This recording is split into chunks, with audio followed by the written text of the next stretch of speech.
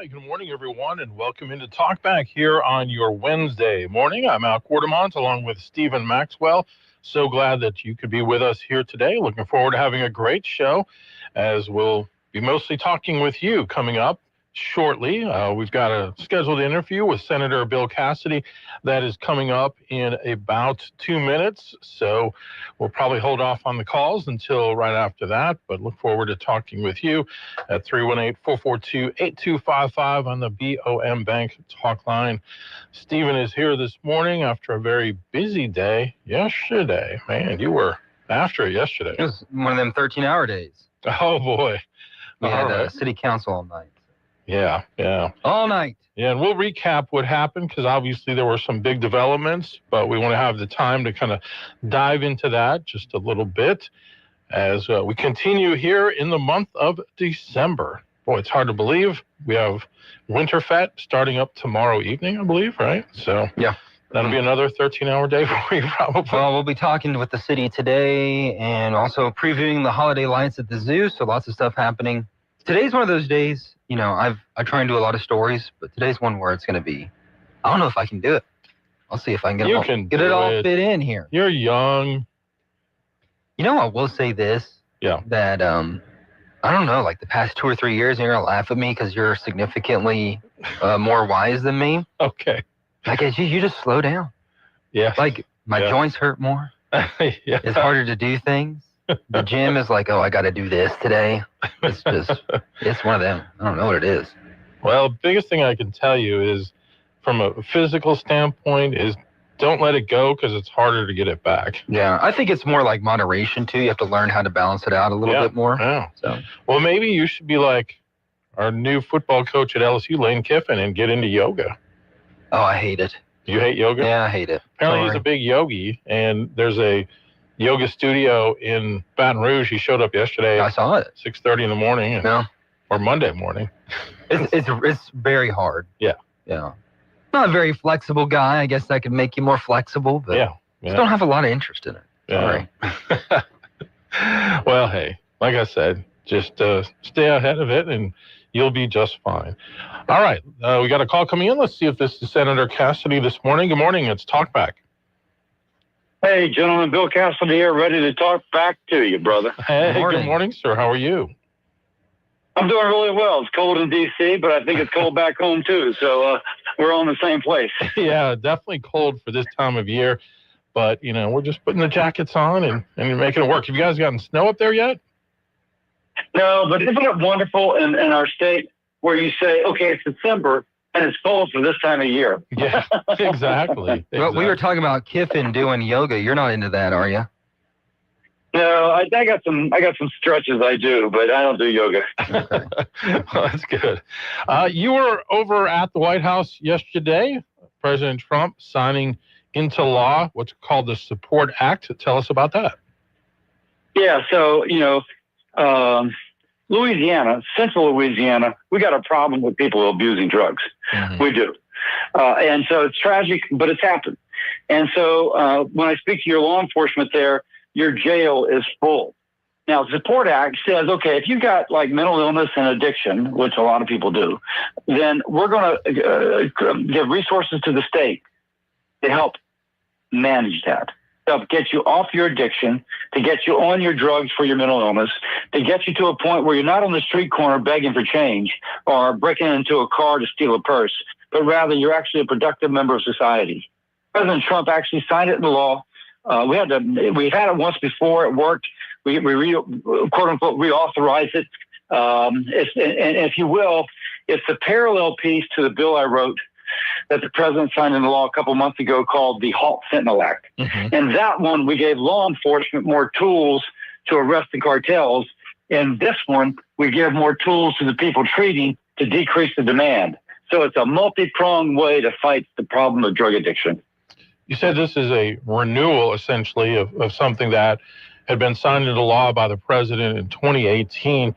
What ways have you seen that act make an impact so far over those years since 2018? Yeah, so you'll go around to some of the different treatment programs. There's one down in Ascension Parish I toured that really does a great job getting somebody a structured environment.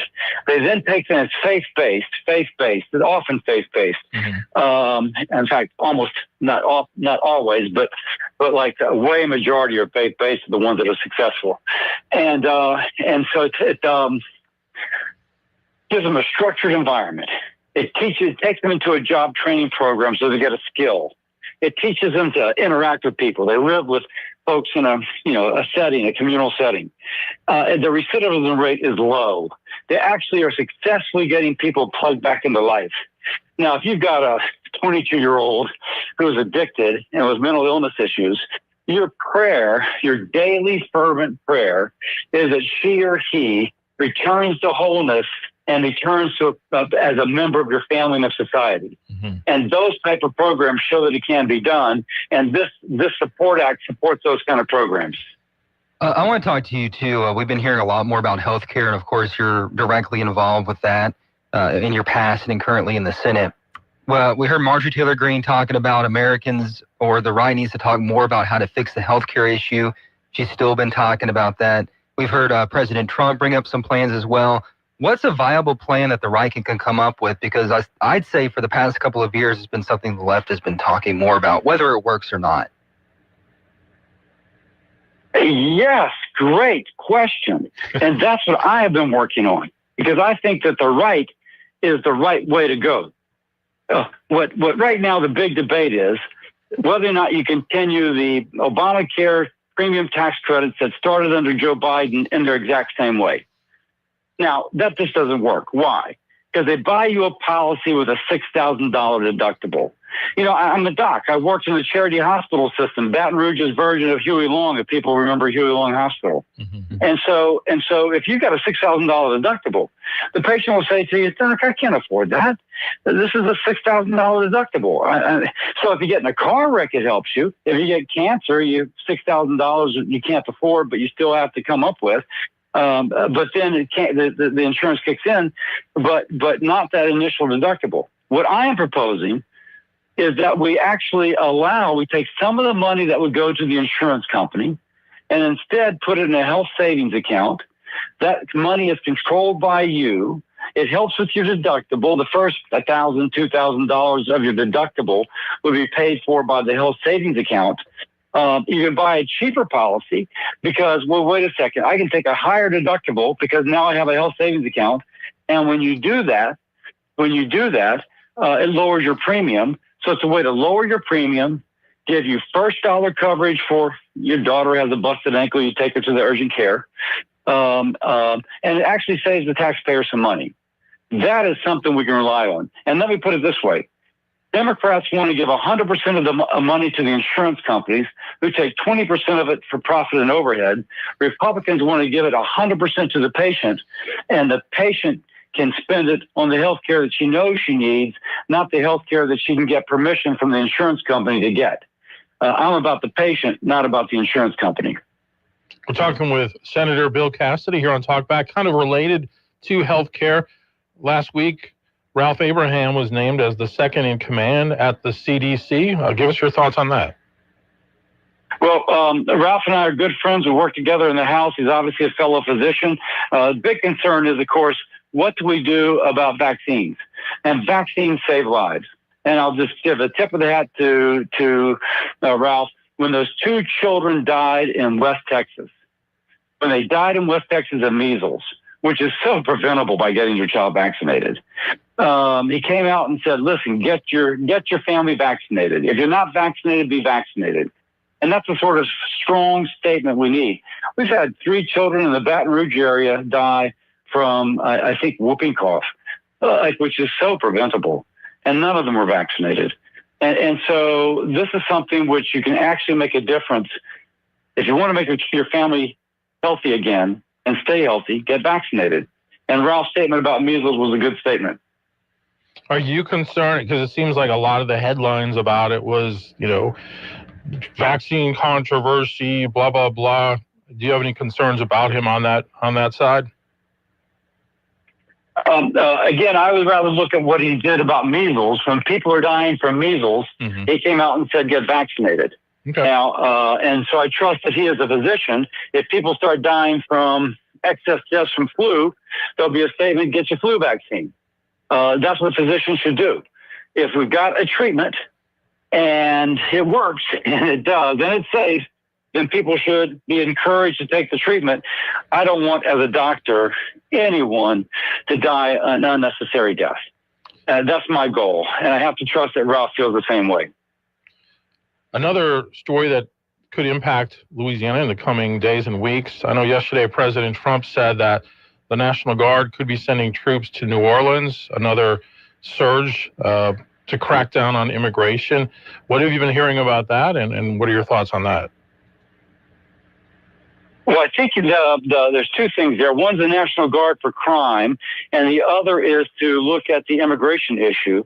I think that we know that the color of the uniform doesn't matter, but having people there in uniform helps decrease crime. Mm-hmm. And I think all of our cities would like to have lower crime rates. I noted during the New Year's Eve celebration, I went down for the bowl games, that they had National Guard at various places in the French Quarter. And so the degree to which we can increase presence of people who are associated with law enforcement to decrease crime, that is a good thing. Now, National Guard is not a long-term solution. It's just not. It's expensive. They're not trained in law enforcement in the traditional way, and they don't really have arresting powers. But that said, it's an initial way to get things under control, and then after they're under control, you transition to something which is kind of like more long-term, which, by the way, should be hiring more police officers, paying them better, making sure that they have all the training they need, and putting them out there. That's the long-term solution. Yeah, I mean, even just last week with the Bayou Classic down there, I saw pictures of Guard troops that were down there. So it's not really anything new. It's just more the point of doing it in support of the immigration crackdown. Well, the immigration, everybody wants Trinagua, MS-13 out of here. And so if they're focused on Trinagua, MS-13, other criminal gangs, they're going to continue to have a lot of support. I've read about people who are like U.S. citizens or U.S. green card holders getting arrested. And I asked Tom Homan, the head of ICE, about that. And he goes, well, we don't think it's that often. So, he acknowledged that could be an issue. But as long as they're arresting criminals, they're going to have a lot of support from the American people. All right. Senator Bill Cassidy, I know your time with us is up. We appreciate it. Good to catch up with you. If we don't talk with you before the holidays, have a great Christmas. You too. Thank you. All right. Thank you, sir. And we'll take a break and we'll talk back coming up. Talkback is sponsored by The Clinics. With 18 providers and 3 locations, someone can see you today. This is a Bloomberg Money Minute. Shoppers have been stretched, so they're heading to a discount retail giant to spend their hard-earned money. Dollar Tree raised its financial outlook for the year, a sign the store is attracting more shoppers. Consumers have been prioritizing the essentials and purchasing fewer discretionary items in this economy. Shares of Dollar Tree are higher in early trading. This year, they've gained 45%. Checking in on your money, stock futures are looking at gains this morning. The markets have been supported by bets on artificial intelligence. However, concerns are growing about the slowing job market. And corporations are facing continuing threats from criminal hackers and cyber spies, some of whom are now using artificial intelligence to enhance their attacks. As a result, cybersecurity company CrowdStrike raised its financial forecast for the year. CrowdStrike faced a major setback last year when a botched software update led to widespread disruptions around the world. Courtney Donahoe, Bloomberg Radio. From all of us at the Rapides Parish Library, happy holidays, Merry Christmas, Happy Hanukkah, Happy New Year, happy all the things. This season, we want to say a huge thank you to the wonderful people of Rapides Parish for supporting your library all year long. Whether you checked out a book, attended a program, or simply enjoyed the gift of lifelong learning, you make what we do possible. We're proud to serve this community today and every day. From our library family to yours, warm wishes for a bright and joyful holiday season. Well, finally, some sunshine in our forecast. Good morning. Mostly sunny skies on our Wednesday. 58 will do it for the afternoon high. We'll see winds out of the southeast at about 5 miles an hour. Now tonight, rain moves in after midnight, a 90% chance. We'll see the overnight low temps getting down to about 44 degrees. And the rain sticks around on Thursday. as well. From the Zenlaw Broadcasting Weather Center, I'm Dave Grayson. If you'd like to take part in the show today, call the BOM Bank Talk line at 442-8255. That's 442-TALK. And remember, if you're looking to purchase or refinance your home, call Christina Bagwell at the BOM Bank Mortgage Department at 448-2430. 970 AM, 104.9 FM, KSYO. Now back to Talkback. All right, welcome back, everyone, here on Talkback on your Wednesday morning. Al Quartermont along with Stephen Maxwell. Before we get to our phone calls this morning and dive into all sorts of topics, we want to mention that tomorrow is the start of Alexandria's big winter event. It's called Winter Fete. And joining us in the studio is Angela Guillos. She is the special events coordinator, which I think means that you're officially in charge of the fun, right? That's correct. I plan all the fun. Okay. Me and my team. All right. Awesome. So how long does it take to plan Winter Fete? When do you start working on it? Almost a year. Wow. Yeah. So we have 2 big festivals a year, and we immediately when we stop one, we begin another. Nice. Yeah. Nice. Y'all been putting together that ice rink for months now. The ice rink actually began going up maybe the middle of October. I think so. Yeah. And then the actual ice rink company came in on Thanksgiving Day and started actually building the ice. The city does a portion of it, and then after that, the ice rink company comes in and actually lays out the ice and actually makes it cold. And where is the ice rink company? Is that hard to find? It's out of California. Golly. Yeah. Yeah. Known for its ice. California. Yeah, I was about to say. I was thinking like Minnesota or something. Well, it's known for doing fake things, so I guess. That's true. Yes, sir. That'll work. But that's always one of the most popular things at Winter Fete. We have the ice rink. It's the most popular thing. We also have fireworks. This year, we're bringing us some other attractions, one of them being a drone show. As you know, this is our 10-year anniversary, and so we're celebrating magic in downtown Alexandria for 10 years.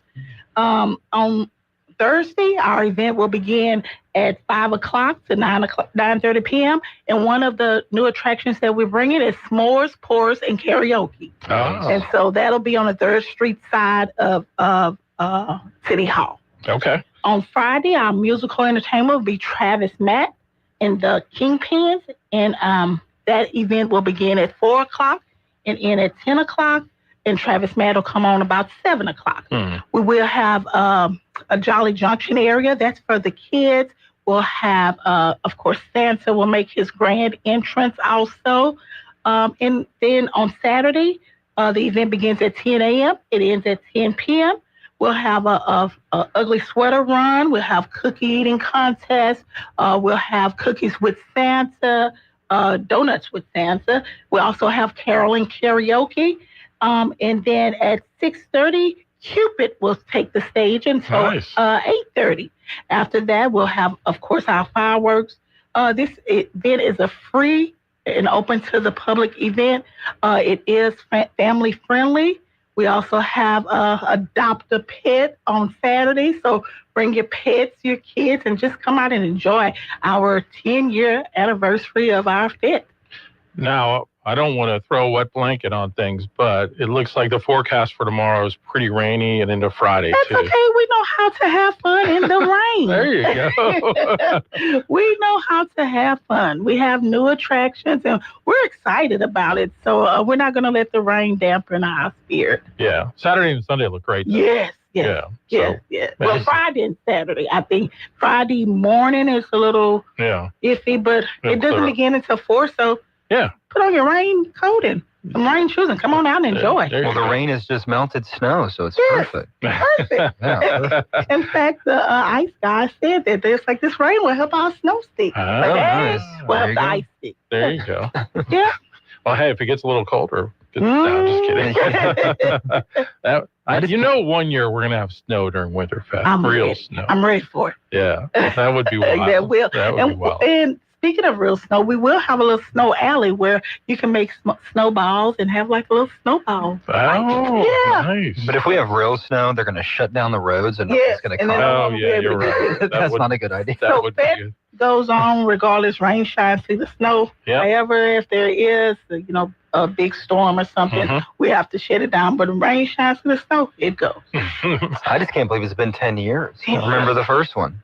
Me too. It's awesome. It was so amazing. We were looking back at past videos of it, and it's just been an amazing time. I think it's getting to that point now where it's become like that nostalgic thing for families. It's become more ingrained. Yes. I think that's a good thing as well. Yes. The community, Tradition. the community loves it, and we're happy about it. So tomorrow night, you do the turning on the lights? Yes.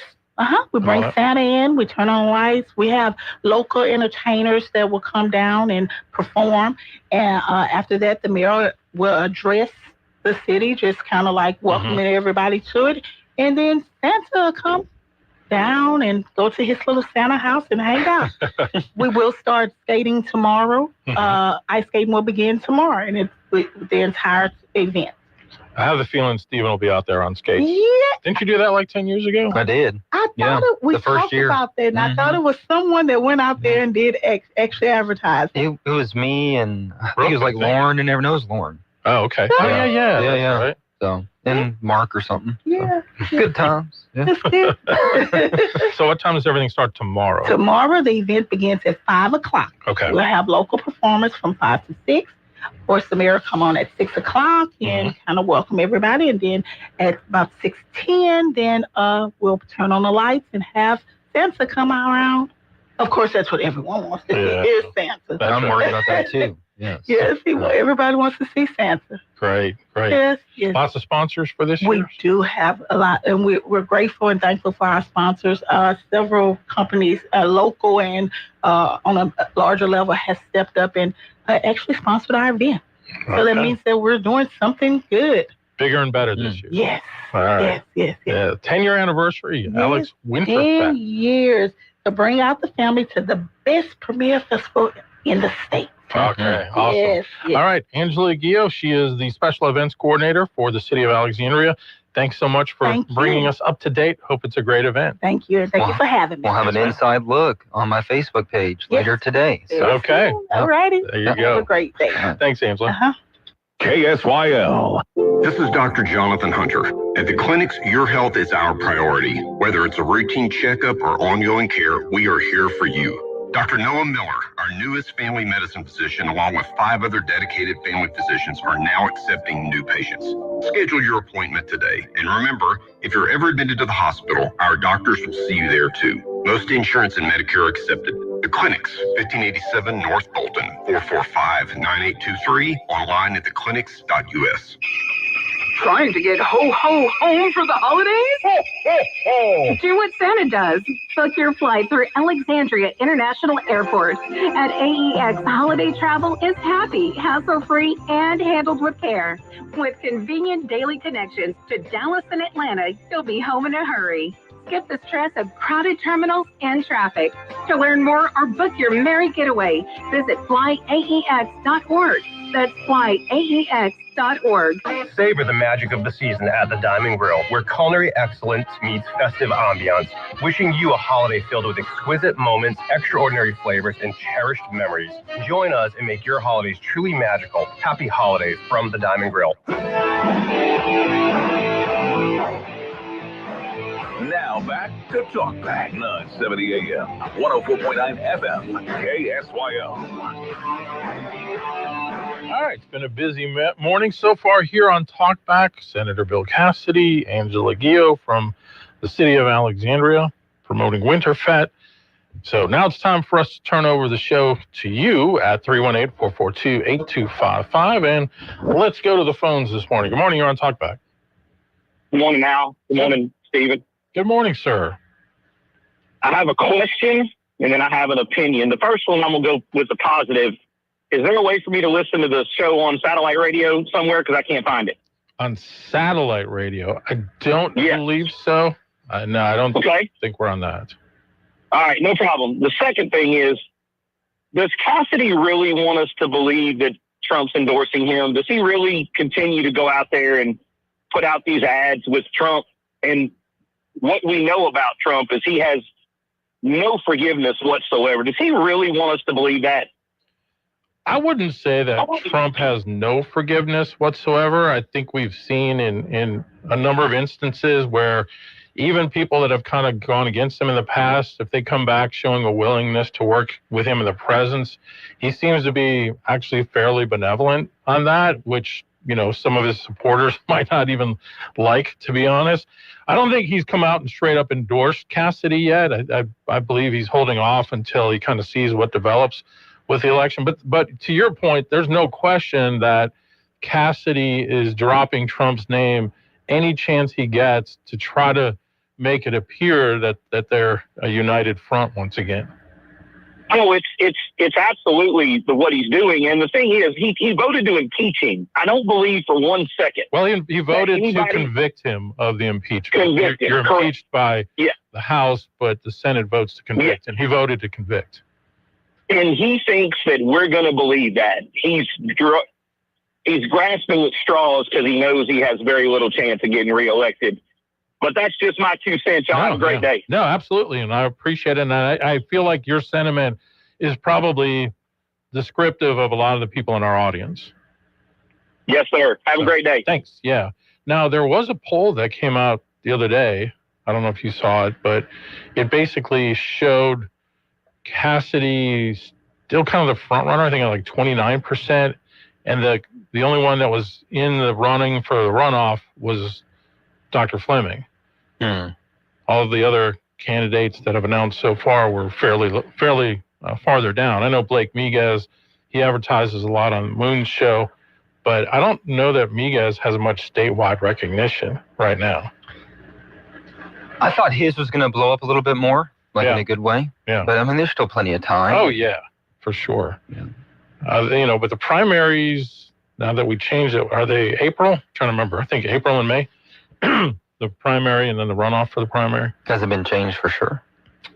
It's hard to keep up with. I know. I thought so, yeah, because they did this. Oh, that's right. Yeah. For sure. Yeah. But no, I think that what I believe what our caller called in saying is, and when we schedule Senator Cassidy, I'm not going to say no. If his people reach out and say, would you like to have the senator on? Of course, because I think it's a chance for our audience to hear from him. And there still is legislation going on that impacts us. There are larger issues that impact us that he can speak to. But, President Trump has shown a more conciliatory tone toward Cassidy, because I think at the end of the day, he knows he still needs him to get some of his legislation passed. That's just the way politics works here in the country. But has he forgotten it? I'm sure he hasn't forgotten it. I mean, it's obviously the biggest issue because you have some candidates, the only thing they're talking about is, I'm for President Trump, and the ones against him, this guy is not for President Trump, and I'm for President Trump, and I'm real MAGA. So, I mean, that's obviously the biggest issue. Yeah, like Miguez's commercial says he's the only true MAGA candidate. But then, and then Fleming MAGA was before MAGA was cool or something. Yeah. So it's amazing how a lot of our politicians, when they're running, they're Team Trump.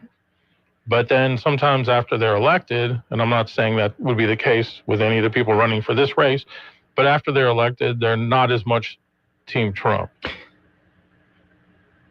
I can only think of Cassidy, really. At least in Louisiana. Oh, no, I mean, like, even at the congressional level, when you see some of the votes that take place, and there are people that Trump legitimately helped get elected that maybe don't vote the way he wants them to.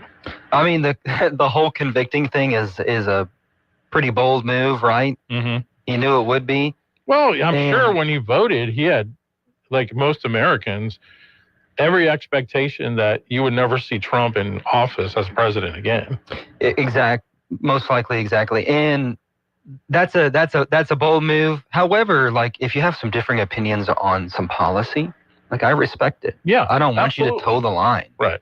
So, but that one's a little bit more. So we'll see how that works out. Yeah. I mean, if Cassidy were to win the primary, I 100% believe that Trump would end up endorsing him. But I think that Trump will hold off on endorsing anyone until we see what emerges in the primary. I don't think he's going to endorse anyone in the primary. I might be wrong. We'll see. But, I mean, Fleming did work in his administration, so maybe he would have that. Yeah, but like the whole, if you disagree with, the executive on some things, I don't think that's a bad thing. I think that's a good thing. Yeah. But this one is, you thought he wasn't fit for the job. Right. And maybe he should be punished. Yeah. But that's a little different. Yeah. I mean, recently I can't think of any time where Trump has called out Cassidy like he does other Republicans, especially like Thomas Massie and Rand Paul. So we do have some breaking news. According to James Finn, who's a reporter with the Times-Picayune down in New Orleans, he says U.S. Border Patrol has launched Catahoula Crunch, the immigration operation in the New Orleans region. Catahoula Crunch, that's what they're calling it? Sounds like a cereal. Well, I guess not like just some of the politicking. Yeah. And the way they talk to us, it's just almost, they're treating us like we're idiots. Yeah. Like Catahoula Crunch and Sweep Swamp and Swamp Sweep. Tony Sachery's law enforcement seasoning month. I don't know. Like, it's just dumb to me. Like, politics is dumb. Yeah. And we get so worked up about it. It's important. Finn reports a Department of Homeland Security spokesperson says the operation begins today and will last an indefinite period following large-scale immigration sweeps that Border Patrol has led in Chicago and several other cities in recent weeks. While news leaked several weeks ago that the administration was planning to target New Orleans, today's announcement marks the first official confirmation that Border Patrol agents will soon descend upon South Louisiana. The DHS spokesperson says the operation has been christened Catahoula Crunch. So there you go. I just hate the name. I wish they'd change it. Catahoula Crunch. Man, it works, I guess, because I'm going to be thinking about it now. Yeah. Oh, well. Kind of reminds me of Happy Days when you had the Malachi brothers. They were in the demolition derby, and their famed move to take out their opponents was the Malachi Crunch. Wow. And Fonzie's girlfriend, Pinky Tuscadero, got crunched and got injured. So Fonzie was not happy with those guys. Not the Fonz. Hey. I met his statue one time in Milwaukee. You did? Yeah. It was a good moment. All right, let's go to the phones. Good morning. You're on Talkback. Yeah. I was just wondering, the Saints are not doing very well, correct? Correct. You are correct, sir. And then, let's see, the Pelicans aren't doing very well either. Oh, they're horrible. Well, what's Mr. Landry doing in terms of addressing those two issues? The Saints are 2-10. And I saw a picture yesterday of the Pelicans game. I mean, if it was 30% full, that was probably pushing it. That's pretty standard for Pelicans games. Yeah, no one cares. Yeah, genuinely. I mean, the city has supported them when they win, but they're so bad right now. And Zion Williamson is a disaster. I just heard on Louisiana Radio Network Sports this morning, he's out of 3 weeks again with some kind of injury. The dude comes back for like a game or two, then he's hurt for weeks. Yeah. They need to cut ties with him. He's just been awful. I like the Pelicans, or I've always enjoyed going. And it's just, NBA games are great to go New Orleans isn't a very good basketball city. Here's what a lot of the sports pundits are talking about, that when you look at both franchises, obviously Gail Benson owns both of those, and Mickey Loomis pretty much has sway over the operations of both teams. There's a common denominator there.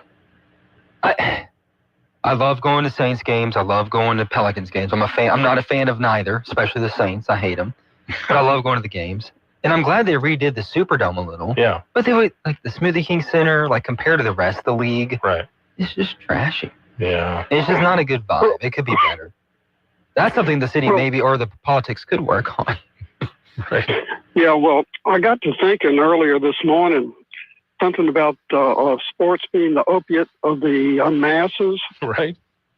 And, of course, Louisiana tends to be at the bottom of everything that's good and at the top of everything that's bad.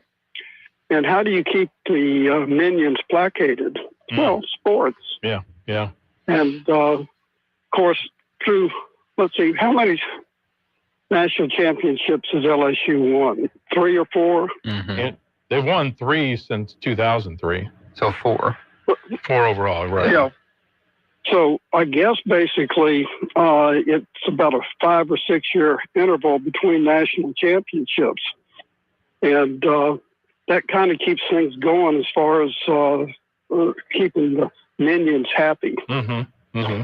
I would also say LSU is the state's most important sport. No doubt about it. 100%. I mean, the Saints have to be winning a Super Bowl to come close. Yeah.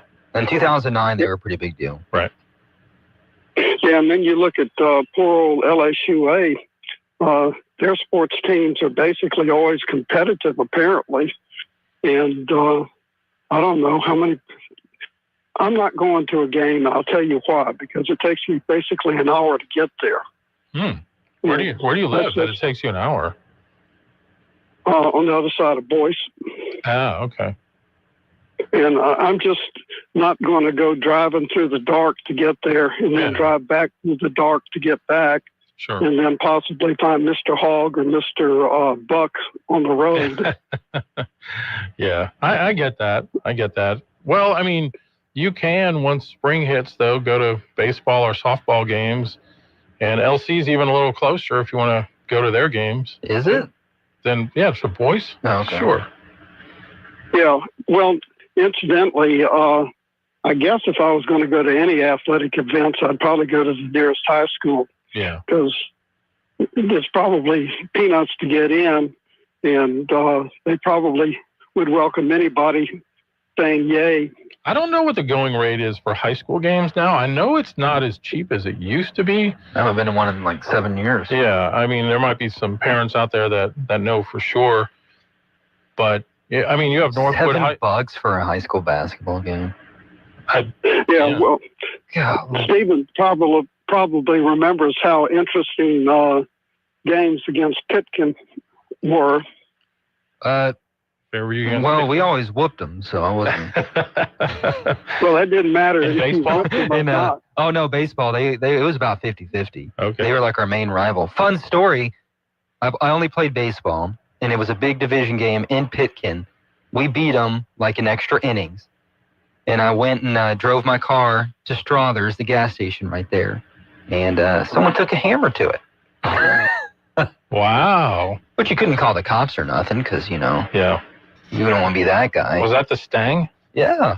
Oh, they pounded your Mustang? They did. They gave it one good whack, so. Wow. Well, it was only one whack. They're just trying to warn you. I don't know.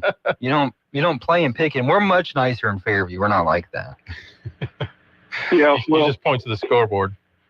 Well, girls basketball, they would destroy them. Yep. So. Yep. All right. Well, again, opiate of the masses. There you go. All right. Thank you, sir. Appreciate it. Yeah, when you think about how much money we're spending on LSU football, just coaches, it's a lot. I mean, I think it's ridiculous, but I mean, what else are we going to do? Yeah. What do you want to do, like paint? Read a book? Like, that's not fulfilling. Mow the yard. Mow the yard? Take care of your family?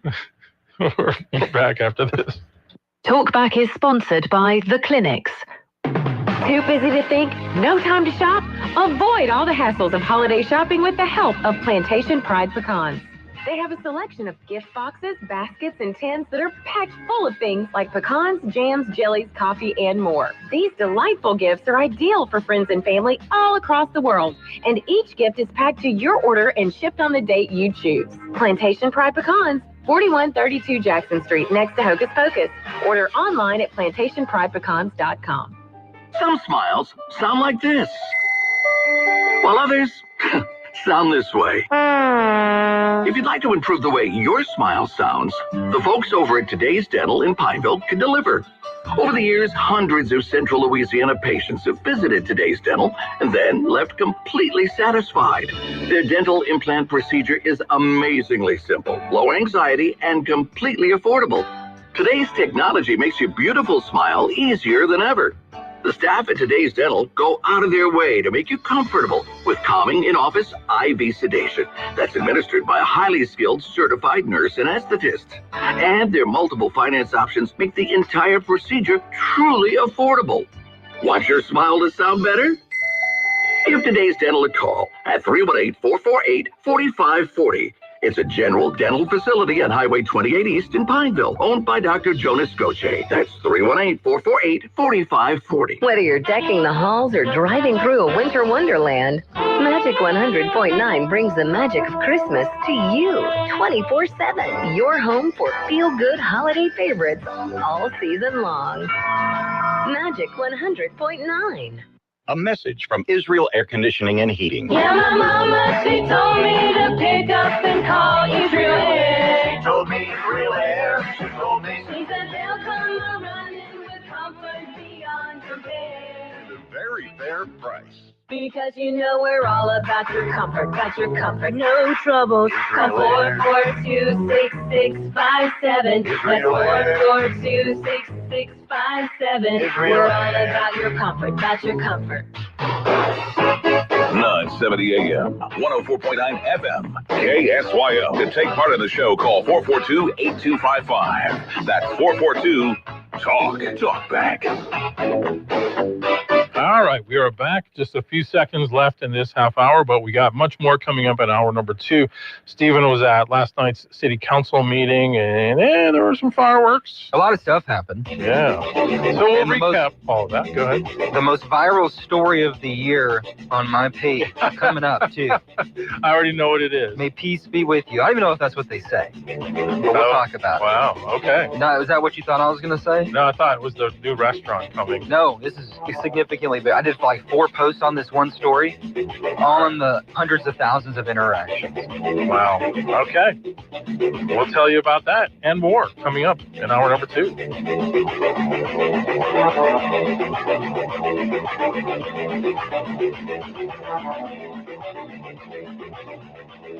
You've been listening to Talkback. The opinions expressed were those of the hosts and callers, and not necessarily those of Cenlaw Broadcasting. AM 970, FM 104.9, KSYL, and KRRV 100.3, HD3, Alexandria.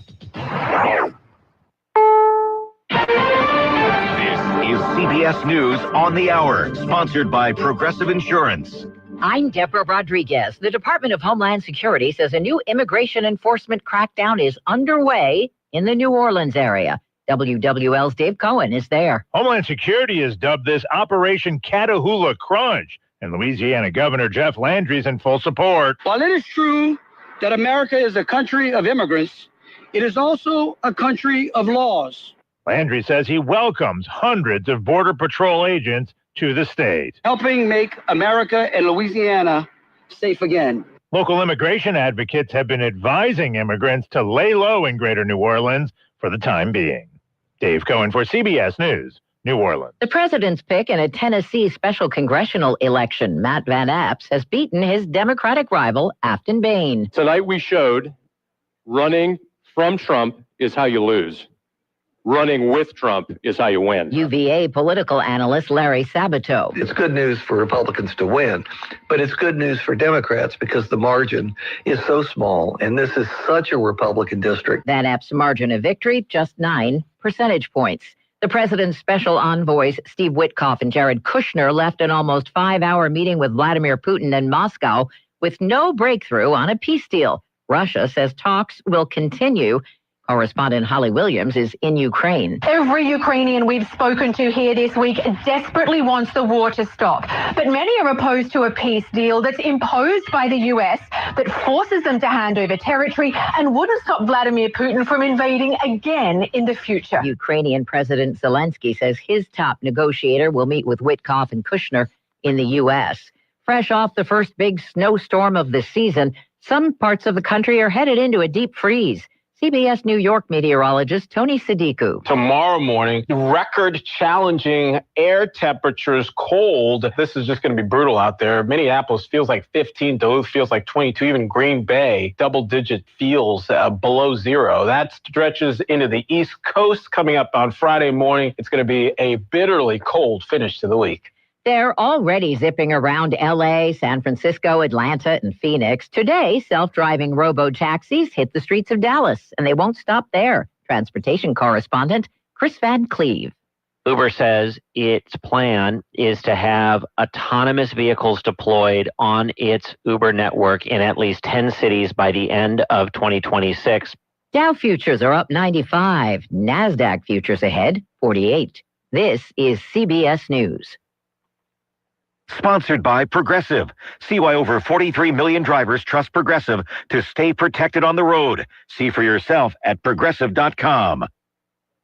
So right now may be the perfect time for you to rethink how you pay for health care. And here's why.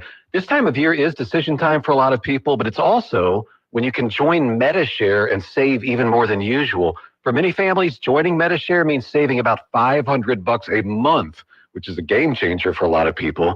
More than 1 million people are part of healthcare sharing now because it just makes so much sense right now. And Medi-Share is the gold standard. Members like it a lot. We know this from member surveys. Medi-Share has been around for over 30 years. It is a proven thing. And if you join before December 15th and you mention the promo code SHARE, they'll waive your application fee. So you save $100 right off the bat. I'll give you the number here in a second, but just call. You'll get a price within 2 minutes. And again, the deadline's December 15th. Call now. You'll save even more. Here's the number. It's 855-SHARE-44. That's 855-SHARE-44. 855-SHARE-44.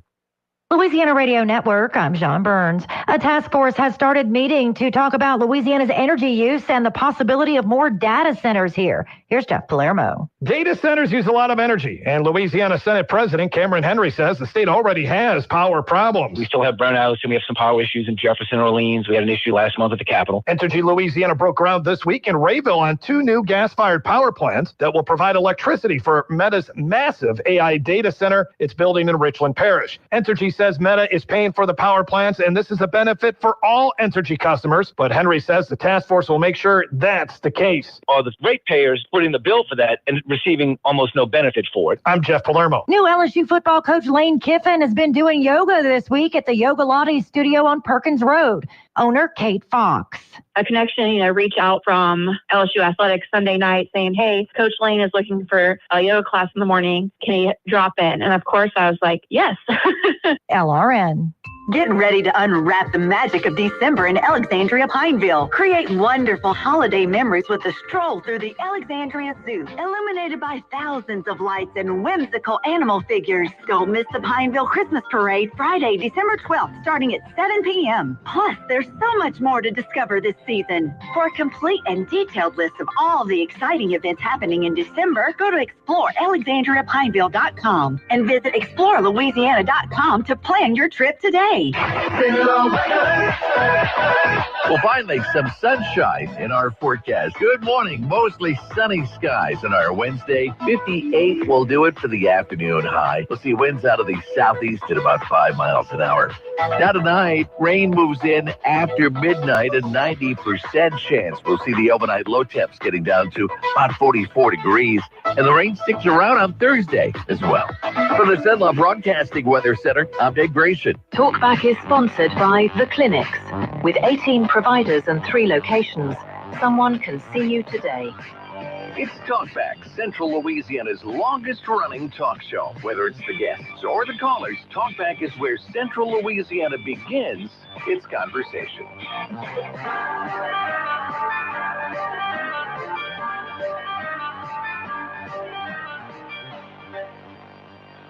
And welcome back. Hour number 2 of Talkback here on your Wednesday morning. Al Quartermont, Stephen Maxwell.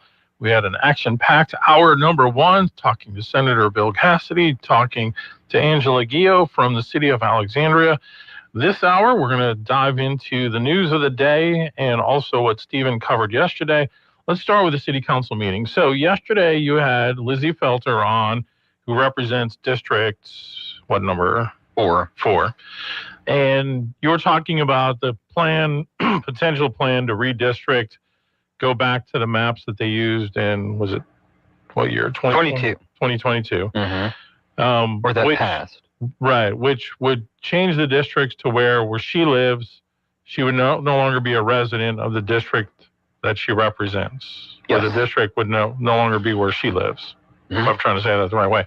Now, I thought when I was listening to you yesterday, she said they were having a hearing about it, but they weren't going to vote on it. No, there was a mistake. We had to correct that. Okay. Yeah. So did they had a hearing on it first, and then they voted on it? Yeah, so there's a hearing at the beginning of the meeting. Residents voiced their concerns, then they started the meeting and had the resolution, and it passed. Okay. Yeah. So the meeting, I know you were there, and you covered some of that, some of the comments, and well, let's y'all listen to some of what went down. And this was before the council meeting began, correct? These comments? No. It was during the meeting. Okay. All right. What have you done for your district? I never seen them in the district that you share with me. I never seen you talk to the people I talk to, which are all black and white people. When are we going to stop this? When are we going to start taking in consideration the citizens of Alexandria? Rule does not apply in this context. No, every African American man died. Things got heated at Tuesday's Alexandria City Council meeting. It's the latest chapter of a years-long battle over how to draw the boundaries of the council districts. On Tuesday, council members voted 4-3 to change the maps back to the 2022 version before it was changed in 2024. That impacts 3 precincts in Districts 2, 3, and 4, and essentially takes District 4 Councilwoman Lizzie Felter out of her district for the next election. Councilwoman Cynthia Perry spearheaded the move to undo the 24 map, securing enough votes to make it happen. Councilman Jules Green, Malcolm Larvadain, and Gary Johnson sided with her. It was important to me because to me it was a wrong that I needed to make right. The constituents in my area, they look for me. They know where they had to vote at. But then when we made this change, it took them to where they didn't know where they needed to vote at. And then I had the problem that we unanimously voted on that bill. And then we had public hearings and we didn't have any objections. And then out the clear blue, we had objections. So it was not the right thing to do. And I just want to make sure that I made it right. However, Felter claims the 2024 map kept neighborhoods together. She also says changing the map again would prevent some residents from voting for their councilperson for 6 years because of constant changes. Tensions also rose at another point in the meeting when one resident brought up the Voting Rights Act. The city attorney didn't like that. And to hear it being used for political purposes and troubles. There was a time in the South, everybody in here, that black folks had to take literacy tests on the J-side. We had to pay a poll tax. And folks used to make us try to count jelly beans in order to vote. So to come into this room as well and say that the Voting Rights Act may have been violated is just a slap in the face of every African American. Bled and died. I said what I said. Bled and died. I said what I said. Bled and died. I said what I said. Bled and died. So it doesn't really hurt you. No, real harm. It does hurt. Yeah. It does hurt. I know everything that you just said. I know everything you just said. Councilman Jim Villard and Chuck Fowler sided with Felter. Okay, let's spend a little time breaking that down. Okay, so give me the context of the woman that was talking. She brought up the Voting Rights Act in support of the change or to be against the change? Support of. Yeah, okay. Maybe I should have clarified that. But yeah, she was the one speaking in opposition to the current maps, wanting to change them. She's been speaking at several of the meetings. I've also seen her at police jury meetings speaking out against carbon capture. Right. Most recently. Interesting. Okay, and so Jonathan Goins is the city attorney, and he was talking about the history of restrictions on black people when it came to voting back in the old days. So he took offense to her using that as to change the map. Yeah. Okay. Yeah. Okay. Which I noticed the mayor was kind of sitting there quietly while that was going on. Probably wasn't the best look to get that upset about it. I don't know. Now, I'm not going to comment on that, but he was passionate about it, and he's usually very quiet. Right. Yeah. Right. Yeah. Right. It definitely got to him. Okay. So as the vote ended up going, I mean, it is what it is. The 4 city council members that are black voted for the change. The 3 that are white voted against it. I hate that it ends up looking like a racial thing, but is it in that aspect? So the first person to speak in that video was Rapides Parish Police Chief Jay Scott. Yes, wearing a Santa hat. He was speaking out against the current maps and wanting them to change. Directly called out Felter, saying, "You haven't been representing the district that I also represent with you. I haven't seen you do anything." And then before that, he did bring up and talked a lot about how, as a black elected official, I have to do more, I have to work harder, and basically insinuating that this situation might involve some sort of race issue or something, and that he says that he does a dang good job and he wants that to be recognized, or you know what I'm saying? Yeah. So I can get the sound for you here and we can play his whole thing. It's hard to hear on the radio, but that was brought up. Yeah. Yeah. No, I hate that it even has a tinge of racial component to it. I know it's hard to escape. It's been a theme in my coverage of the council. Yeah. So over the years. Yeah. I mean, if you look at Mayor Roy though, and what his administration has been, I mean, he has all kinds of people working for him. So what was going back to 2024 when they changed it, or 2022 when they changed it? What was the original reason for doing that? Because they didn't census. Okay. As far as I know. Yeah. But it's not like all one side of the racial issue or siding with one side. I mean, it's there are some black people that support the current administration. Right. That work absolutely. For them, 100%. Each district has their own issues, and each district it's kind of the same fight we heard 5 or 6 years ago. So I know one of the issues, Tom Spencer sent us the statement. I guess he read this at the council meeting, or I don't know if he read it or not, but the statement he sent us was, "My name is Tom Spencer. I'm the past president of the Alexandria Garden District Neighborhood Foundation. I'm here today to speak in opposition to the proposal introduced by Councilwoman Cynthia Perry that would divide the Garden District into 2 separate council districts. The Garden District is one of Alexandria's most historic and cohesive neighborhoods. We have a unified identity, shared priorities, and a long record of civic engagement. Splitting this neighborhood in half does not strengthen representation, it dilutes it. Under the proposed map, the portion of the Garden District where I and many others live would be absorbed into a much larger district where our neighborhood becomes a small minority. That means a Garden District resident would have virtually no realistic chance of ever being elected to represent that district. We would lose the ability to have a council member who actually lives in our neighborhood, understands our issues, and advocates for our preservation and quality of life. This isn't about me personally. It's about ensuring that our neighborhood retains a meaningful voice. A historic, established community like the Garden District should never be carved apart in a way that guarantees it cannot elect one of its own. To my knowledge, Councilwoman Perry has not reached out to the Garden District's residents or leadership to discuss this proposal or seek input. No one I've spoken with, and certainly not me, has been consulted. A change of this magnitude should be rooted in transparency, data, and community engagement, not political maneuvering. There has been no demonstrated need for splitting the Garden District.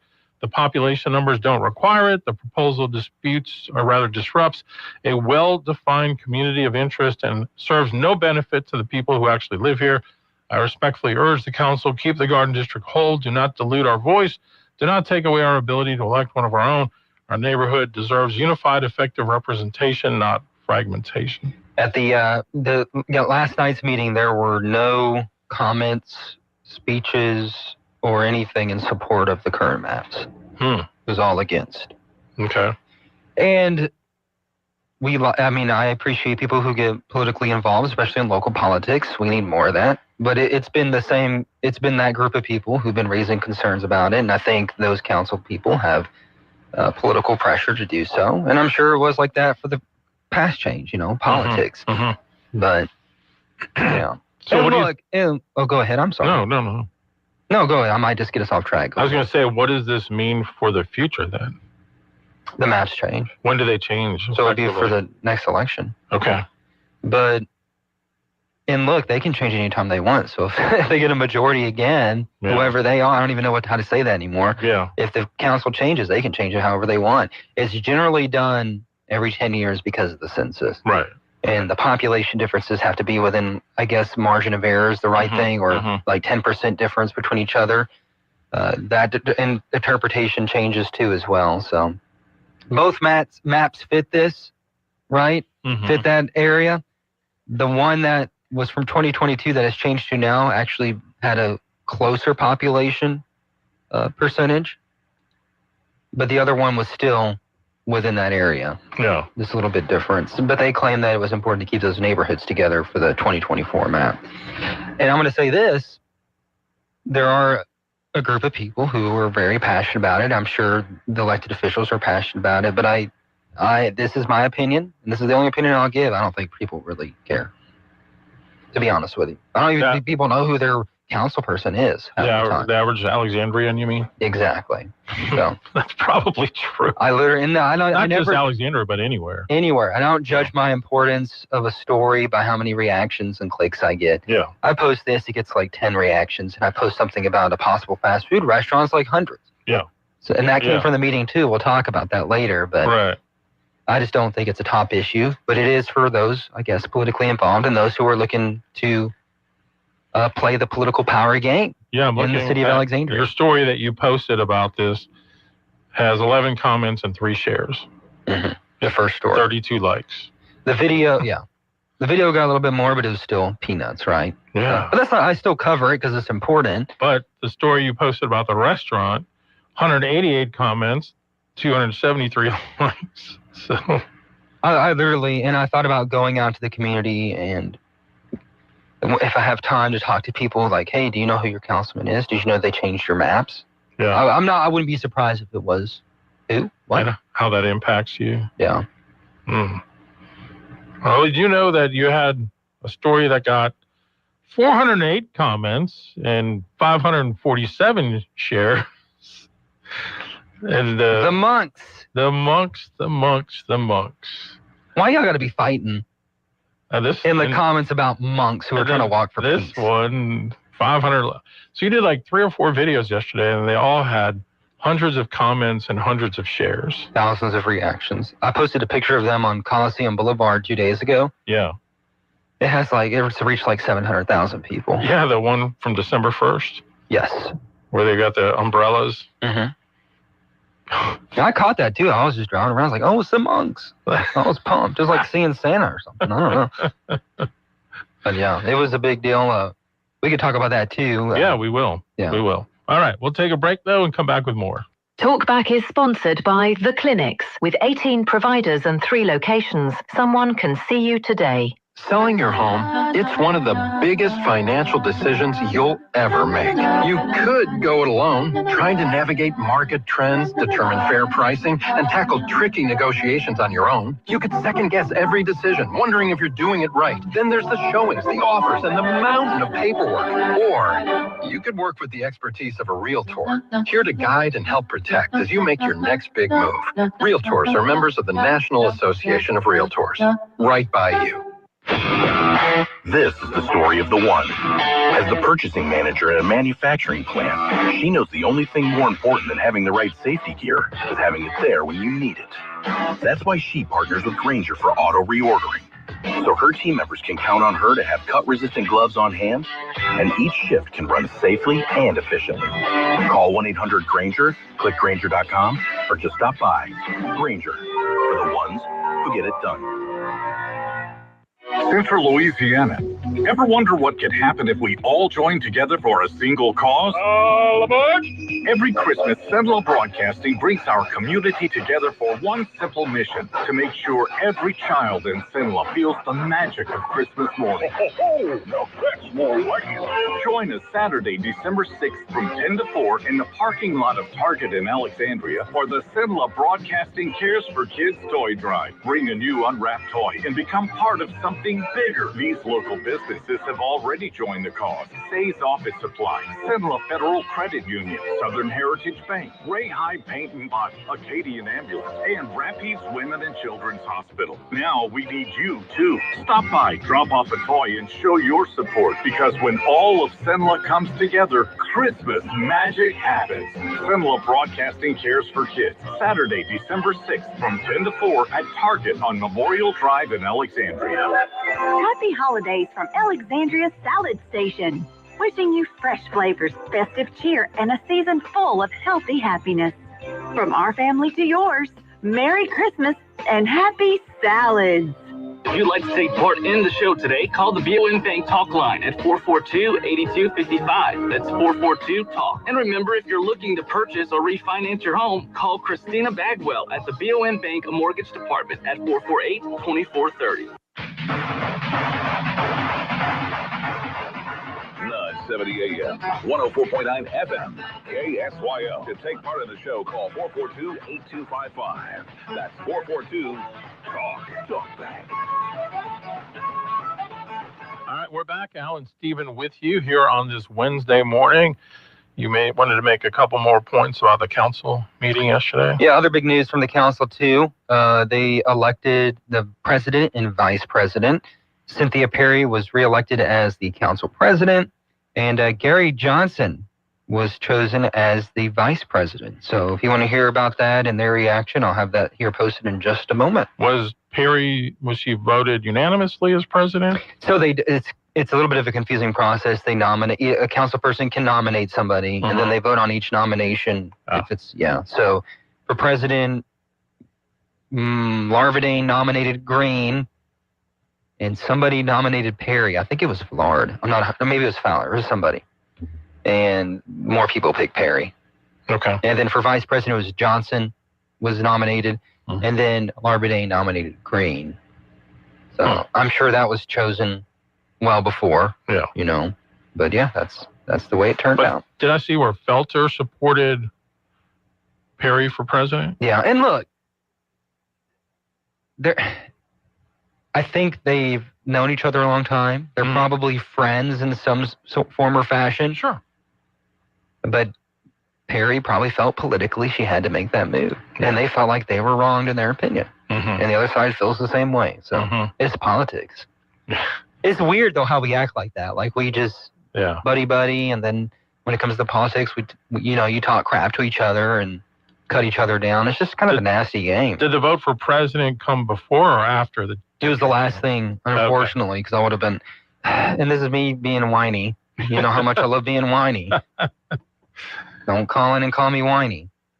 They had 25 condemnations that night. Oh my goodness. And that was the thing right before the officer elections, if that's what you call it. Yeah.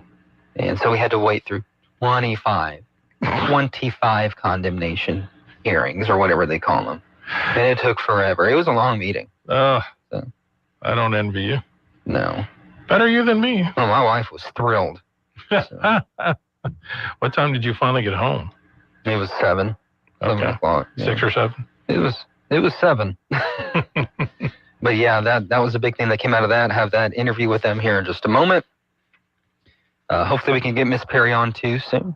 Yeah. She seemed like she would love that. And all right. Hear every side if we can. Sure. And but yeah, I will say this from an observation standpoint: the City Council in Alexandria and the Rapides Parish Police Jury are always very interesting, if that's the right word. It gets very heated. Very, very heated. As we saw yesterday. Yeah. Another big thing that came out of the Alexandria City Council meeting, they had a rezoning resolution on there, and it said rezoning to allow for a fast food franchise. And that gets me all excited. And the owner of the current property before he sells it says it's off Nelson Street, right down the road here from Texas, off MacArthur. He goes, the owner is going to bring a one-of-a-kind fast food franchise for the Alexandria area. And the mayor kind of made a comment. I was, y'all are going to love it. You're going to love it. I'm 99.9999% sure what it is. They didn't say it at the meeting. But and I feel confident posting it. Yeah. But I'm going to let it go and let the business owners have their opportunity to do it. I don't feel like burning a bridge just because I know it. So, would you do it? Would you post it if you were me? First. Yeah, good luck with that. It's a franchise, so I'm going to have to try. I'll try. But isn't it but it's more of like a state franchise, right? Or is it a national? I don't know. Okay. What I figure it is national. And all the comments I've seen on my post, from what I understand it's going to be, are wrong. Okay. But I'm not going to say it. See, that's what I was going by. The comments I saw on your post, there's apparently some kind of restaurant that looks a little bit like... Off the hook is what they said? Yeah, off the hook. Not saying it isn't, but I'm pretty confident that's not that location. Could be. Yeah. And they could be coming. And I'm going to reach out to them. Never heard of them, but it looks cool, right?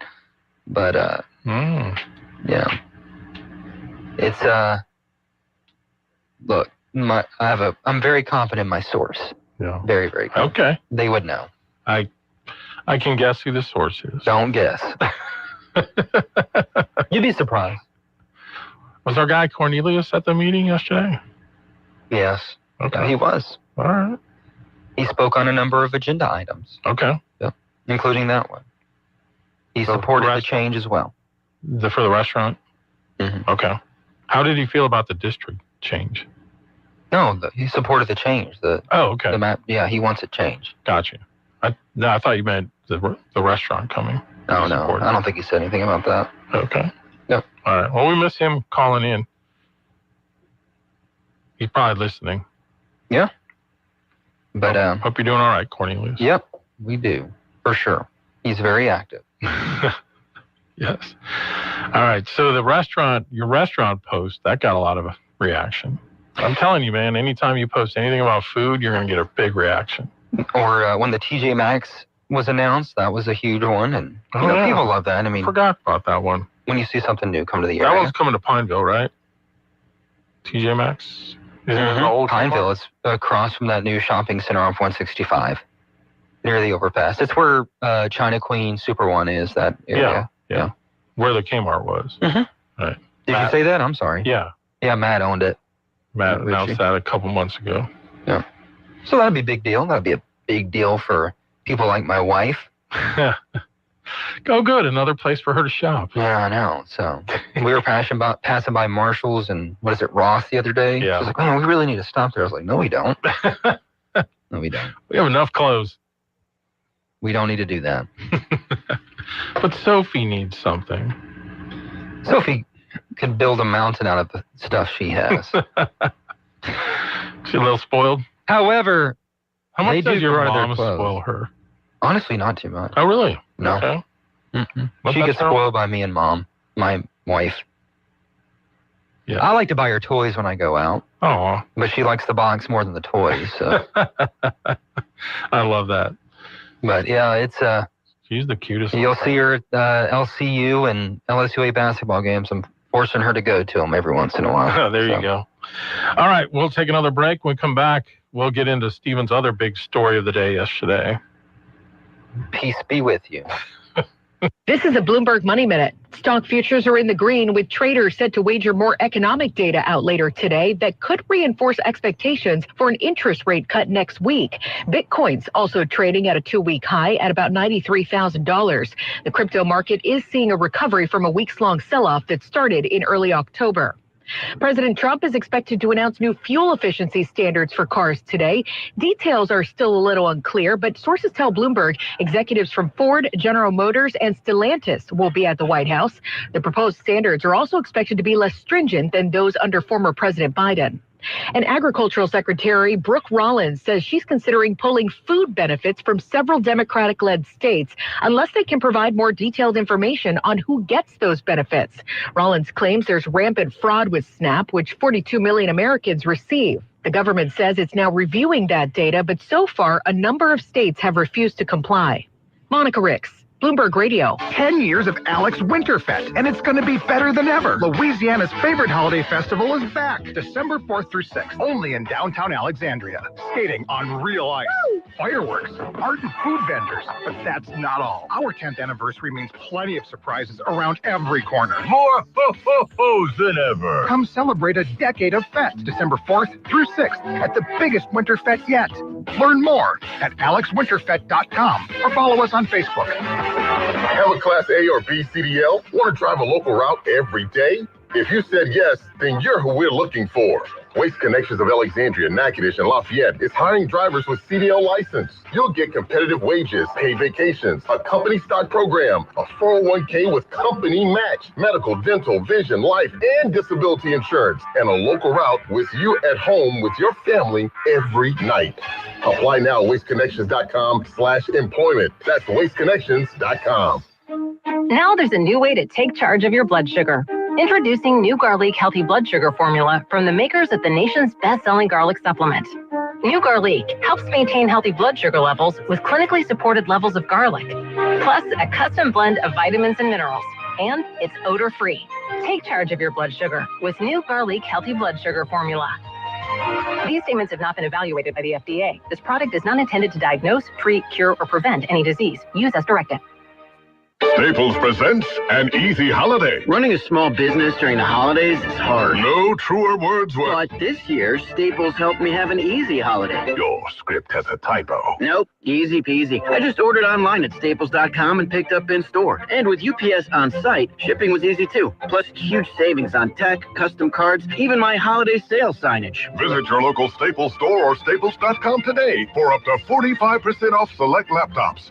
That was easy. In 1227. Well, finally, some sunshine in our forecast. Good morning. Mostly sunny skies in our Wednesday. 58 will do it for the afternoon high. We'll see winds out of the southeast at about 5 miles an hour. Now tonight, rain moves in after midnight, a 90% chance. We'll see the overnight low temps getting down to about 44 degrees. And the rain sticks around on Thursday as well. From the Zenlaw Broadcasting Weather Center, I'm Dave Grayson. Now back to Talk Back, 970 AM, 104.9 FM, KSYO. Okay, back on Talkback as we continue here in hour number 2. Alan Stephen with you, breaking down some of the news stories of the day, including Stephen's stories yesterday, one of which had to do with a group who's traveled through here in central Louisiana. Let's go ahead and play that for you, and then we'll talk about it. We are looking for peace. So peace always begins from within. It's not out there. We cannot expect this country to bring peace to us, but we will bring peace to ourselves, and we will live peacefully. The country will be in peace. Amen. Well, everybody, Stephen Maxwell here with Zenlaw Broadcasting at Keys Park in Pineville. We're behind me. Some Buddhist monks are grabbing some food after a long walk. They made their way through Pineville on Tuesday.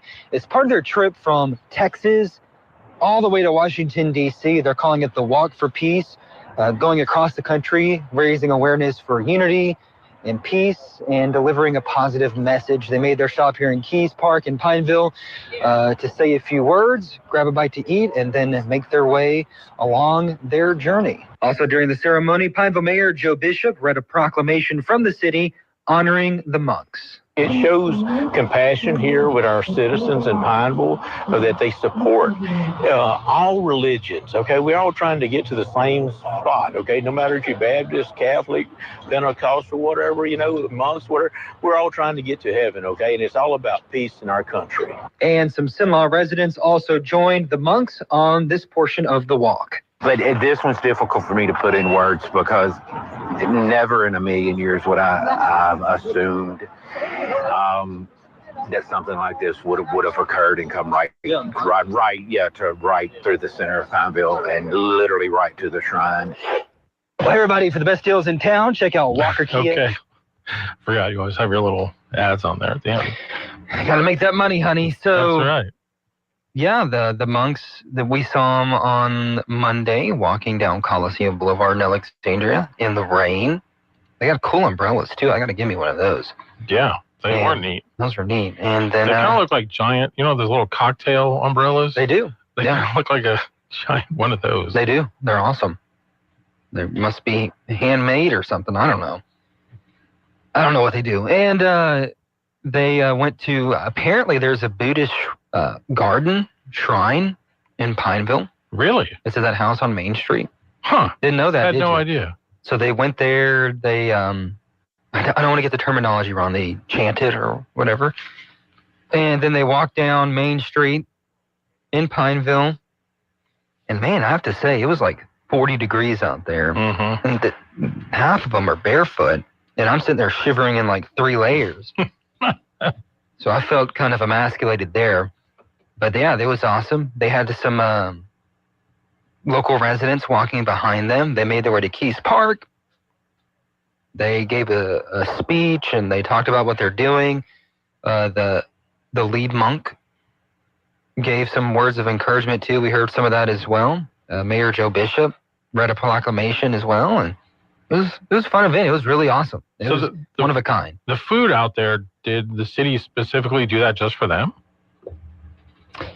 It looked like they had a nice little spread. Yeah, they did. That wasn't the city. I think it was some locals in the group that made the food, and I heard they looked fantastic. I just couldn't stay. Yeah. But it looked so good. So I went to Mandarin after because I was like, man, I want some good food like that. And yeah, it was good. I mean, it's not something you see every day in Pineville. There was a lot of locals just supporting them, and difference of, I guess, philosophy and religions, and just kind of come together there. What did they feed them? Look like red beans and rice, maybe? No, it was like Asian food. Oh, Asian food. Yeah. I think that's what it looked like. Smelled really good. Well, maybe it was catered by one of our Asian restaurants. I didn't ask that, but it was just interesting, seeing a different culture. I've never seen a monk before, and I never thought I'd see one in Pineville. And you saw a bunch of them. Saw a bunch of them. I mean, you could. It was an interesting experience too, because like you could just feel like they were different.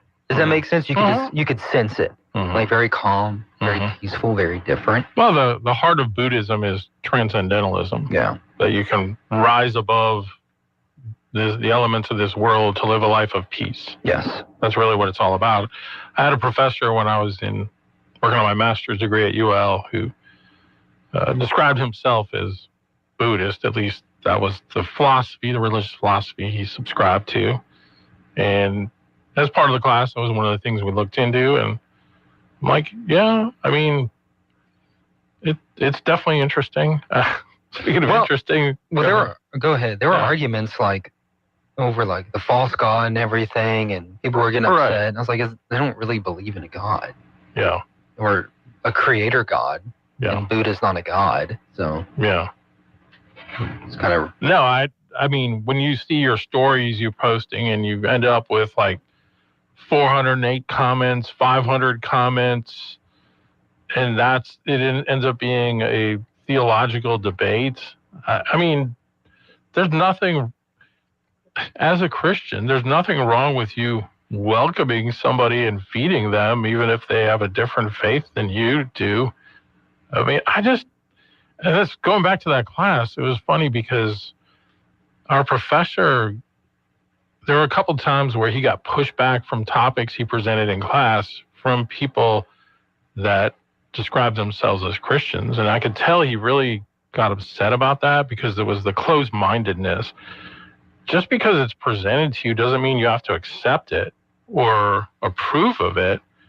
But I took the approach in that class, kind of engaging more with it, but then kind of like Paul did on Mars Hill, utilizing their own belief system or what they subscribe to to bring it back around to what, I see as the truth, and do it in a more,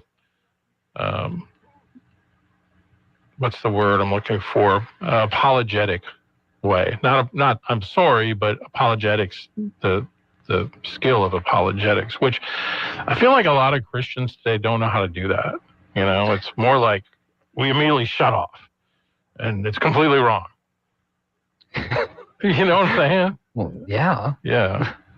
And look, like, if you're coming, kicking and screaming at me and then telling me I'm wrong, I'm probably not going to listen to you. Yeah. This is human nature. I mean, I personally don't agree with what the mayor said, that, we're all trying to get the same place, just have different ways of getting there, essentially. That's a very ecumenical thought. It's one that the Bible doesn't give you. It's one that Jesus doesn't give you. I'm the way, the truth, and the life. No man comes to the Father but by me. But, I mean, to me, there's always like a time and a place to have those discussions. If we're just talking about people who are traveling across our country to promote the concept or idea of peace, look, more power to them. That's one of the beauties of our country, is that people have the freedom to exercise their specific beliefs in a peaceful manner, and that's exactly what they're doing. It's just so weird to me how people get worked up about different opinions. On this show too. Yeah. People get ticked off about someone having a different opinion than you. Like, I'm sorry. Welcome to the real world. Right. Like, How dare you? There are more people than conservatives. There are more people than Christians. Oh, yeah. I'm sorry. You don't have to be so combative all the time. It's going to be okay. It's going to be all right. Not going to change the world with your kicking and screaming. We are the world.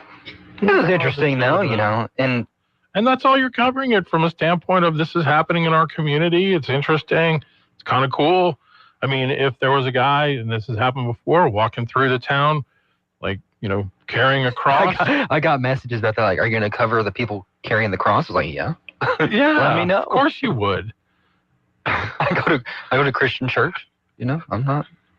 So people feel like people coming after me. They're just arguing with each other. Yeah. But that's par for the course. It is interesting how sometimes they come for you in the comments. Were they coming after me on this one? No. But okay. I mean, in other stories I've seen where they do that. Well, I know what's going to happen, so I'm not going to complain about it. You're unflappable about it, though, as you have to. Well, I've had some bad moments. You know that. Yeah. You have a thick skin. Well, you kind of have to. You do. Because there were some at Channel 5. They were, there's people I know, too.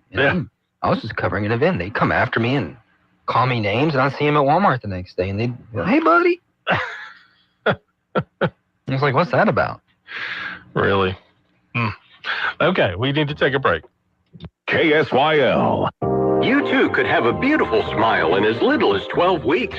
Exclusive to Today's Dental in Pineville. Virtual Align Clear Aligners. The fastest, most convenient, affordable way to straighten your teeth for people on the go. Plus, they're invisible. No one will know you're doing it. Experience the virtual Align difference. Call Today's Dental at 448-4540. It's a general dental facility on Highway 28 East in Pineville, owned by Dr. Jonas Goche. 448-4540. Attention all real estate agents, property owners, and lenders. When you or a client needs a real estate attorney, call the professionals at Thompson Law Firm. Whether the legal matter is basic or complex, the Thompson Law Firm can accurately guide you or your client to a successful outcome. That's why numerous industry professionals have trusted the Thompson Law Firm for years. They also handle estate planning, successions, and business law.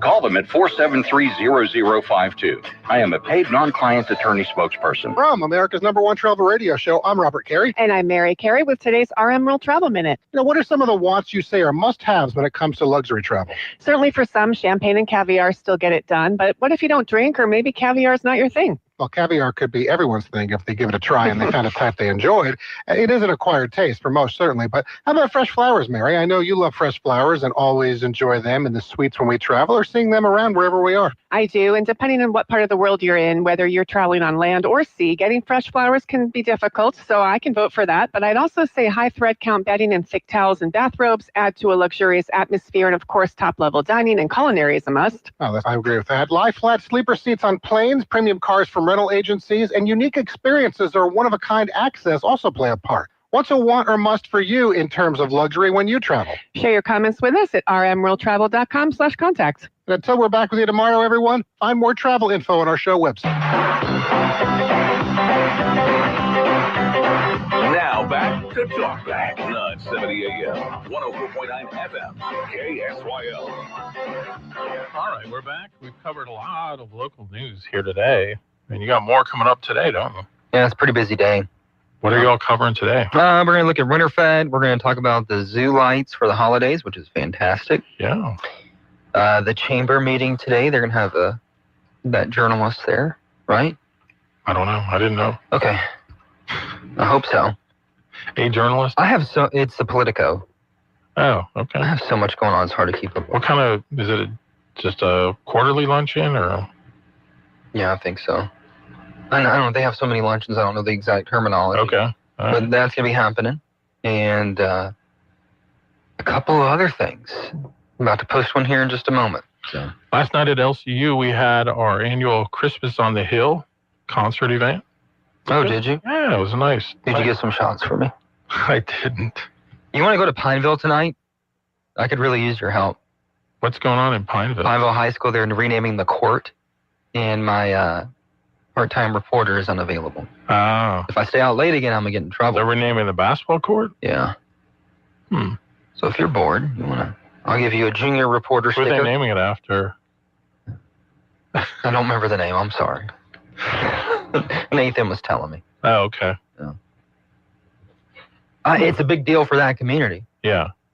And so that'll be happening tonight. What time is that happening? I think 6:30. 6 or 7? 6, 7, somewhere between there.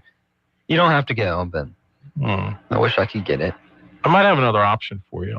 I'll see if I can do that. I'll see if I can get this person to do it. Okay, let me know. I just need a couple video shots. Yeah. And then you have to do an interview. Just need video. Okay. I like how we just plan that on this radio show. No one wants to hear that. I'd love to know who they're naming it after, though. Nathan, call in and tell us. I know you're listening. Al, if you tell us, I won't make any more Easter jokes. We renamed our court at LCU the Gene Rushing Court. I know. Which is cool. Mm-hmm. They did that during homecoming. And the court looks awesome. Yeah, with the little signature on there. Mm-hmm. That's so cool. I had suggested years ago, after she passed away, they rename it the Janice Joseph Richard Court. Oh, really? That'd be a good one. That'd be good to put her name on there, too. But, all right, let's go to the phones. Good morning. You're on Talkback. So I'm sorry. I just got in the truck this morning, but Stephen, I caught the tail end of his deal. He was pondering why people say one thing on the keyboard and then say another thing in person. Mm-hmm. So here's a hint. People are not reliable. People are not consistent. Yeah. People are not good. So if you realize that, a lot of that confusion will be removed. Yeah. I mean, yeah, I know what you're saying. By the way, I saw a clip of Pete Townsend. He was on, I guess, the Colbert Show, which I never watched. But I was watching the clip, and he was naming, like, his top 5 songs. And his number 1 song is Won't Get Fooled Again. And he said the reason he wrote it was because of how it seems like over and over again, people elect people into political positions, and they never come through and do what's good for the people. So that's why he talked about meet the new boss, same as the old boss. And I thought of you. Exactly. Yeah, well, great minds think alike. There you go. So we won't get fooled. Stephen, just remember, there are no good people. A wiser man than I said that. Jesus said, why do you call me good? There are none good. No, not one. So if you go through life with that little bit of cynic wisdom, your confusion will be moved. The cloud will be washed away. Your scales will fall off your eyes, and you'll see nature for what it really is. Human nature, yeah. All right. Yeah. Well, thanks for your wisdom. You're most welcome. All right. Did Pete say he was going to send me a royalty? No, he didn't. He was going to charge you for using it, though. Oh, okay. Well, I guess I'll sue him. Hey, everyone else does. So, thanks. Appreciate it. Let's take another call. Good morning. You're on Talkback. Hey, good morning. Thanks for taking my call. Yeah, I agree with the last caller, and that's why we so respect people who do live lives that impact others for good. Well, let me just, if I can butt in here for a second. Sure. I believe what Jesus was saying, and I think it's the view that I take from studying the scriptures, when it comes to earning our salvation, there's nobody good enough to do it. We're all fallen. We're all sinners who've come short of the glory of God. But in terms of the human dynamic, there are relative levels of goodness that we see in people. You know, you see people who are kind, who are thoughtful, who are nice to people. But at the end of the day, we also see that sometimes that can be fake or phony. It can be a facade. And maybe online, people drop the facade and they feel more emboldened or whatever to communicate in a harsh manner where it kind of more shows what's really in their heart. Right. So. Right. And I was building up to that. We respect people. You know, the first person I always think about is George Washington. Mm-hmm. And, you know, the King of England said, what's he going to do now? And he said, he's going to go home. Well, if he does that, he's the greatest man that ever lived. And, you know, he did that. He surrendered power, military and political power. He gave it up. And we see a consistency. And so what it makes me think of as a person who tries to think about things all the way through is, okay, so what belief system moves people more to live in the better realm and less to live in the worse realm? Mm-hmm. You know, because we're all capable. Look, I'm capable of some very ugly things. And so that's what, to me, points to Christianity. Because, yes, we see in the Christian Bible, you know, Peter doing great things, walking on water like Jesus, but also he denied he knew him 3 times, you know? Right. And so we see that we are capable of both. And so to seek the truth means to find out that which enables us to live the best and the highest quality and impact those around us to the greatest degree. Mm-hmm. And I think we see that in Christianity. If anybody has something else that they can put forth, great. But as on a nation, I mean, think of after World War II, we had the power to dominate the world. We had the atom bomb. No one else did. And what did we do? We helped rebuild the world. Mm-hmm. That has never happened anywhere in history. So anyways, it's a good show. Thanks. Y'all have a great day. Thanks. Appreciate it. You see your wheels turning over there? No, I'm just listening. I really don't know what to say. I was just saying people need to stop commenting. Unless it's on my post, it helps my post. I wasn't going to say anything. We were just talking about me getting crap. Social media was supposed to be the thing that brought our country together and improved democracy. It's kind of worked the exact opposite way. But I mean, hey, I don't know. I think it's helped us get another narrative too, besides the typical mainstream. True. Absolutely, 100%. And I think it's how you use it. I personally got to a point in my life where I said, I'm not going to engage with people on posts like on Facebook. I'm not going to get into keyboard arguments with people. It's just futile. It doesn't change their minds anyway. And there's my thing, like, we're very hard on politicians, and we should be. Yeah. We got to keep them in check and make sure they're representing us and everything. Or our local leaders or people who put themselves out there. It's not easy every day putting yourself out there and putting up with people's crap. Yeah. These local politicians are not rolling in dough. Yeah. They make mistakes, I'm sure. But they're not rich. They're not getting a whole lot out of it. Maybe there's some that are. Maybe they enjoy the little bit of insider power that they get. But like watching the city councilmen go after each other yesterday, I'm like, it might be nice just to get off for a while. Yeah. You know, like you got to put up with this for what?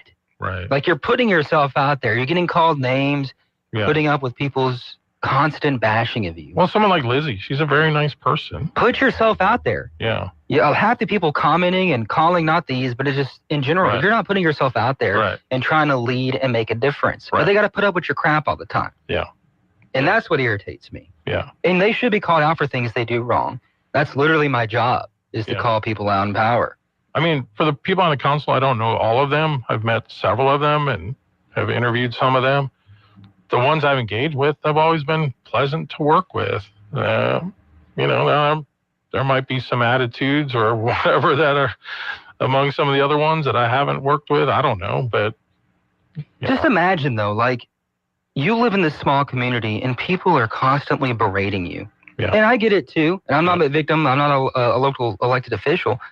And you got to go home to your kids and wonder who your kids are going to be around that day and what crap they're going to get. And are you going to see these guys in the store? They're going to make your food, or like it's just a constant weight on you. Yeah. And it's ridiculous. Maybe you should be a little bit more reasonable. Yeah. That's all I'm saying. Gotcha. More mature. All right. We need to take our last break. Talkback is sponsored by The Clinics. This is Dr. Jonathan Hunter with The Clinics. We provide primary, family, and chronic care along with gastroenterology, podiatry, with on-site lab and x-ray services. I'm pleased to welcome family physician Dr. Noah Miller to our team. We are currently accepting new patients and same-day appointments are available. If you're admitted into the hospital, our doctors will see you there as well. Most insurance and Medicare are accepted. The Clinics on North Dalton, 445-9823, and online at theclinics.us. It's the most wonderful time of the year, and Magic 100.9 is your soundtrack. Merry Christmas! Non-stop Christmas hits to keep your holiday spirit glowing. Magic 100.9. Tired of noisy neighbors? Want to keep pets in and problems out? Sounds like you need a Promo fence. At Promo Fencing and Lawn Care, our fences don't just work, they wow. From classic cedar and pine privacy fences to durable chain link, sleek metal, and aluminum, even decorative fencing. We've got something for every home, yard, or business, big or small, residential or commercial. All with free estimates, expert installs, and small town customer care. Promo Fencing and Lawn Care. Fences that feel like home. A message from Israel Air Conditioning and Heating. Yeah, my mama, she told me to pick up and call Israel Air. She told me Israel Air. She said they'll come running with comfort beyond compare. At a very fair price. Because you know we're all about your comfort, no troubles. Call 442-6657. That's 442-6657. We're all about your comfort, got your comfort. 970 AM, 104.9 FM, KSYL. To take part in the show, call 442-8255. That's 442-TALK.